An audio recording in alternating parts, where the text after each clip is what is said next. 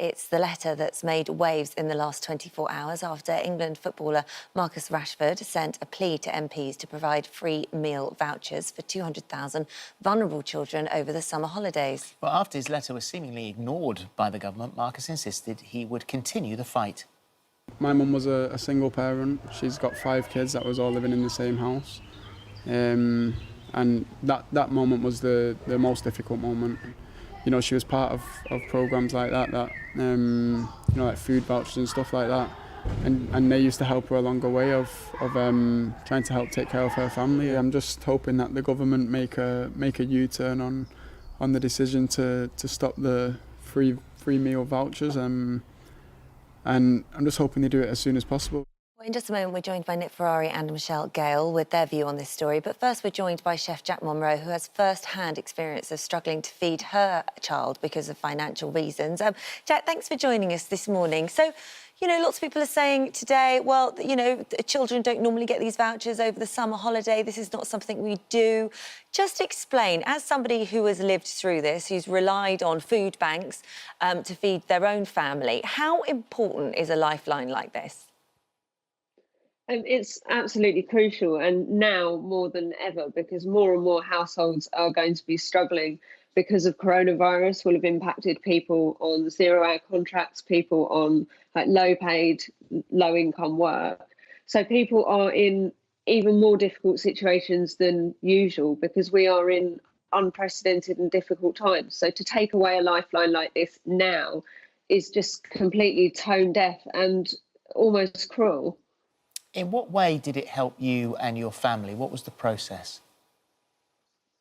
I was a food bank user for about 6 months, and I can quite honestly say that if it wasn't for that help, that little box of tins and packets that we got every week, I probably wouldn't be here now, because we absolutely relied on that. Just that small amount of food, it seems like such a small amount to a lot of people, but when it's all that you've got, or a large part of all that you've got, it is a lifeline. And over 1 million households in the UK are dependent on food banks at the moment. 1.3 million qualify for free school meals. And it's literally taking food out of the mouths of children.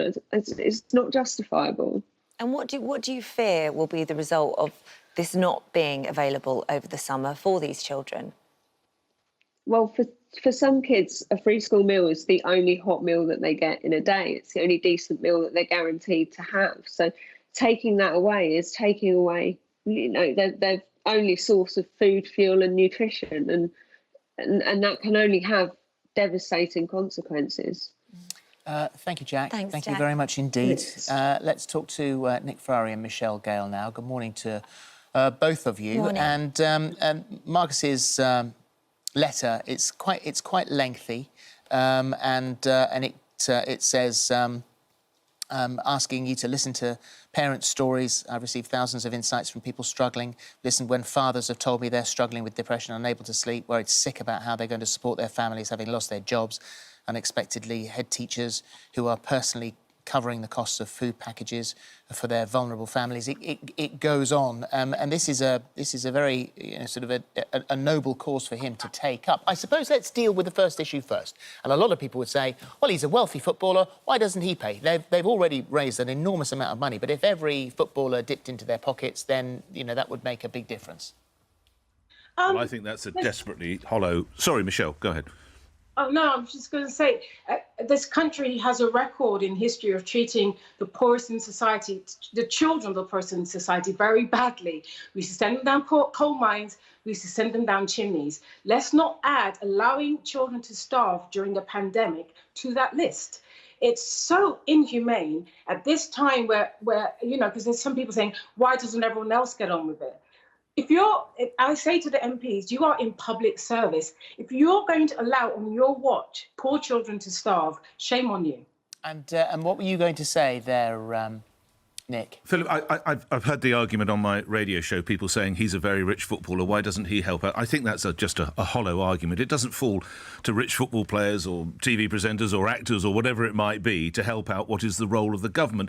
Now, let's put some figures to this. The government, on my show today, Grant Shapps, the Environment Secretary, has said that they've already made an additional £120 million available to children in this sector to give this conversation a little bit of balance. But here's where the government, I think, have run into a real problem. Marcus Rashford, we all know, or if your viewers don't know, is a tremendously skillful football player. He is an equally skillful campaigner. He's sent out a series of tweets already this morning, brilliantly. If you've just turned on your shower, think of the children who there's no power to power the shower. If you've just opened your fridge and you've got milk, think of the children who don't have any food. I mean, brilliant. I mean, absolutely brilliant, and you know, so to be completely and totally lauded here for this effort, for bringing the issue such massive public attention. However, you've got the fact that when you wake up this morning, you run your shower, take a second to think about parents who have had their water turned off during lockdown, make the U-turn. Teresa Coffey, who's the Secretary of State, replied,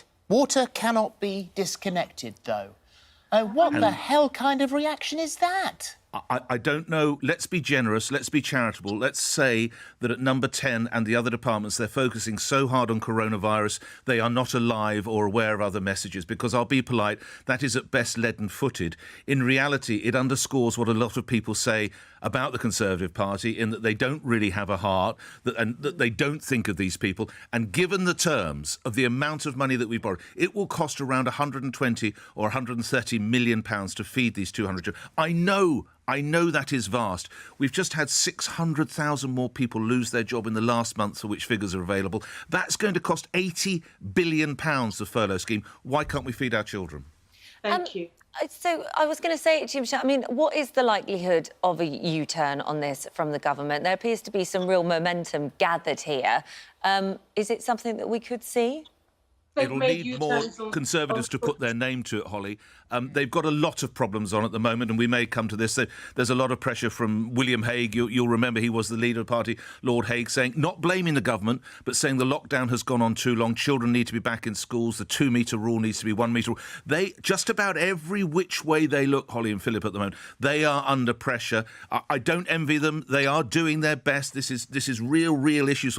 I would suggest this is one they could actually quickly review, find a way of words, just do it and get it off the jotter. Michelle, what are you saying? Let's not have starving poor children or children who have parents who've been furloughed because of a pandemic. Let's not have starving them on our list of the record of bad things we have done to children over time.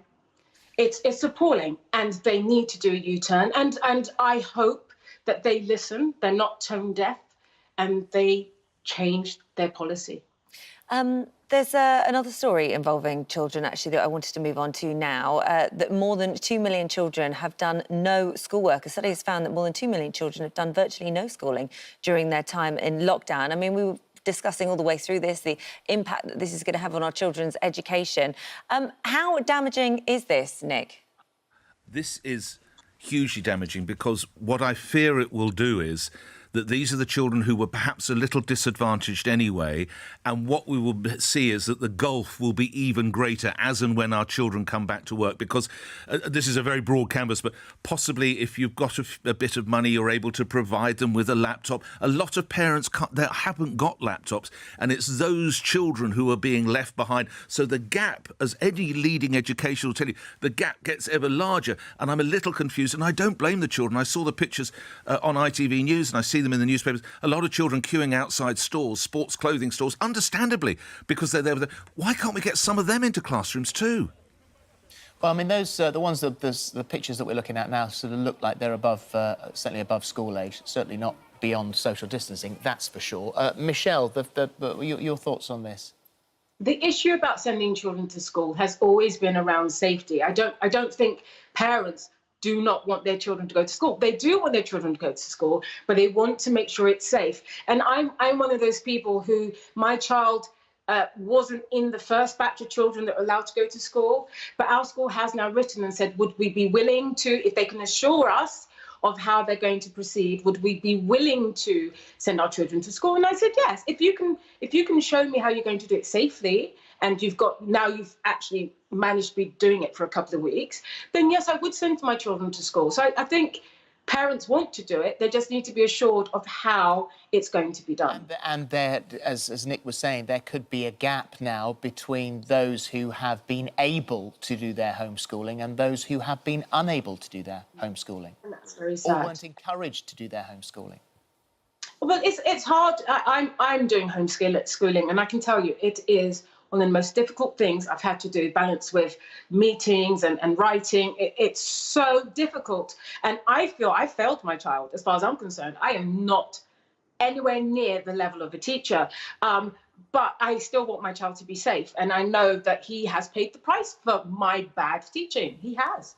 You look at schools and they're saying, they've put systems in place to keep your children safe. It's the same with the retail industry. They've opened, they've put things in place to keep you safe, 2-metre distancing rules. However, when you look at the scenes yesterday on Oxford Street or up and down the country where it seemed so many people were there, sort of getting ready to go through those doors. I mean, they're distancing there. That all seems quite civilised. However, if you look at Nike, where the scenes were a little bit more like this, where people were desperate to go in and get those discounts. It seems extraordinary, doesn't it, that we've all you put yourself through lockdown for 3 months and you're incredibly careful, and then suddenly a shop opens and you forget everything, Nick. Yeah. Nothing gets you over coronavirus more than a pair of cheap trainers. You're both absolutely right. And cheap about them, they're quite expensive. They are. A man of my size doesn't buy a lot of trainers. You could probably work out, guys. And I think what I would say to Michelle is credit to Michelle and to all the parents who have invested in them and are trying to do homeschooling. There will always be an element of risk. Philip, Holly, when you got up this morning and went out of the house and came down the stairs and walked, there's an element of risk every day. And it's balancing that element of risk and not allowing a whole cohort of children who will not experience, who have effectively lost a term.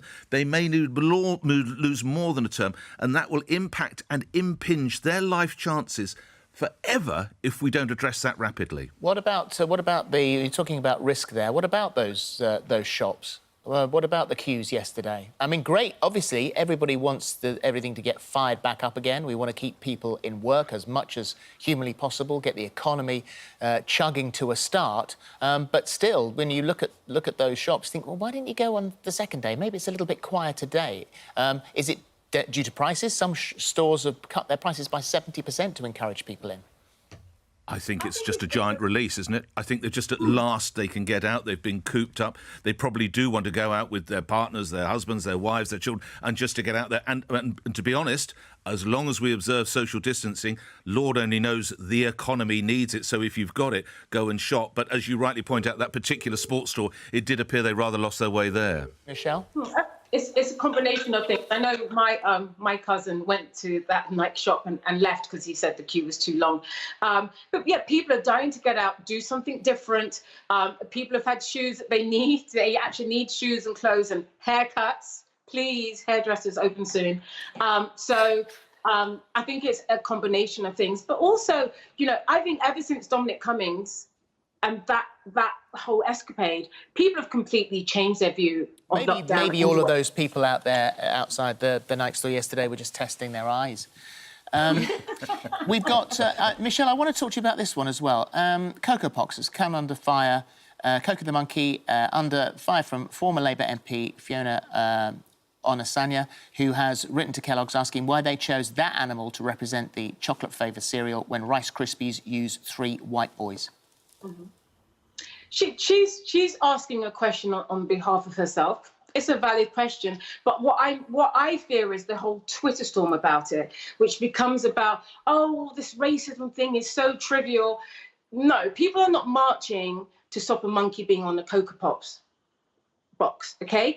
But having said that, I was around when gollywogs were on jam jars. They're not anymore. I don't hear people harping on about the great times when gollywogs were on jam jars. The people that were offended by it are now happy they're not on there, and the people who weren't offended on it are going on eating jam. So, you know, it's a valid question that we're asking, but I don't want it to be a side issue from the big systemic racism. It already argument is that's being had. on social media today. It is already a side issue. There are many people who are, you know, taking it seriously, looking at it, analysing it. You know, where are we with this? There are other people who are obviously the perpetually outraged who will jump on any bandwagon. But nevertheless, is this something that we should be concentrating on? Of course not. We should be concentrating on systemic racism. But this is one person who's written a letter but is getting all this publicity because of one letter, which is a valid letter. Let her ask the question. It's a valid question. But should it be in the focus of our argument? No. Nick, finally? I would say the Prime Minister has promised an all-encompassing inquiry into this. It has to look at all areas. Candidly, as opposed to the positioning of statues, police tactics, the employment chances of people, I would have thought what's on a cereal packet is lower down the level, but it doesn't fall to me. It doesn't touch me personally. All I would suggest is this inquiry, as and when it launches, has to obviously be very, very broad and take in everything in its remit. All right, both. All right. Thank you. Thank you very much. Thank you both.